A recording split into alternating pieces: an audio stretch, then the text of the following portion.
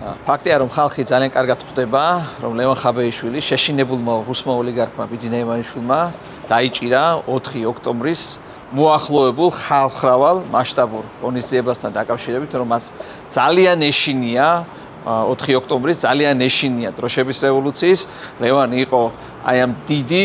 აქციის მთავარი მამოძრავებელი ძალა, რაც შეეხება იურიდიულ საფუძვლებს, არ ჭირდება ამას დიდი იურისტობა,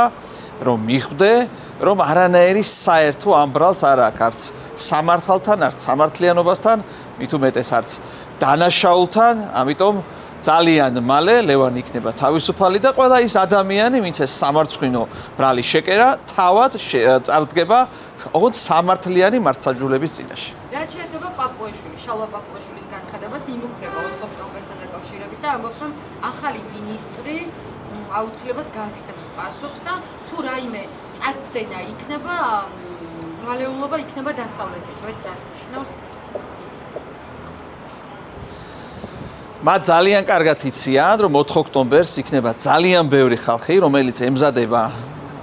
დროშების მშვიდობიანი რევოლუციისთვის, მშვიდობიანი დამხობისთვის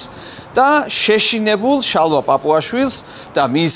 პატრონს და მის ბელად ბიძინა ივანიშვილს უნდა უთხრათ, რომ დიახ, ძალადობა არ დარჩება უპასუხო, არ დარჩება დაუსჯელი და არავინ გაბედოს, რომ მშვიდობიან დემონსტრანტებზე, რომლებიც იქ მიდიან იმისათვის, რომ 4-ში საღამოს უკვე მშვიდობიანად გადაიბარონ ხელისუფლება, აღმართონ ხელი, იმიტომ რომ თუ ვინმე გასცემს პასუხს ამ ადამიანებს, ეს იქნება ქართველი ხალხი და დიახ, ახალი მთავრობა, ახალი მინისტრი, რომელიც იქნება უკვე 5 ოქტომბრიდან, ყველა იმ ადამიანს აგებინებს პასუხს, ვინც გაბედავს და ხელს აღმართავს მშვიდობიანი თავისუფლების მოყვარე ქართველი ხალხის წინააღმდეგ.